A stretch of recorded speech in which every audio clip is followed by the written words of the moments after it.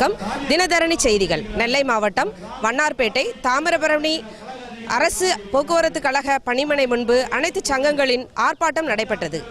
இது தொடர்பாக போராட்டக்குழு ஒருங்கிணைப்பாளர் தர்மர் நம்மிடம் கூறியதாவது: 13வது ஊதிய ஒப்பந்தத்தை தமிழக அரசு விரைந்து நடத்திட வேண்டும் என்றும், மக்கள் நலன் கருதி ஏற்கனவே இயங்கிக் கொண்டிருக்கின்ற பேருந்துகளில் 70 விழுக்காடு 15,000 பேருந்துகள் வயது முதிர்ந்த ரோட்டில் ஓட்ட இயலாத பேருந்துகளை பதிலாக புதிய பேருந்துகளை இந்த அரசாங்கம் வாங்குவதற்காகவும் பட்ஜெட்டில் ஆண்டு தூரம் பக்கத்தில் இருக்கிற கேரளா மாநிலத்தில் அறிவித்தது போல ஆண்டுக்கு பொதுமக்கள் நலன் கருதி நிதி உதவி செய்திட வேண்டும் என்றும், தொழிலாளர்களின் நியாயமான கோரிக்கையை இந்த அரசாங்கம் விரைந்து நடத்தி முடித்திட வேண்டும் என்று இன்றைக்கு தமிழகம் எங்கும் 323 பணிமனை முன்பு இந்த ஆர்ப்பாட்டம் நடந்து கொண்டிருக்கிறது.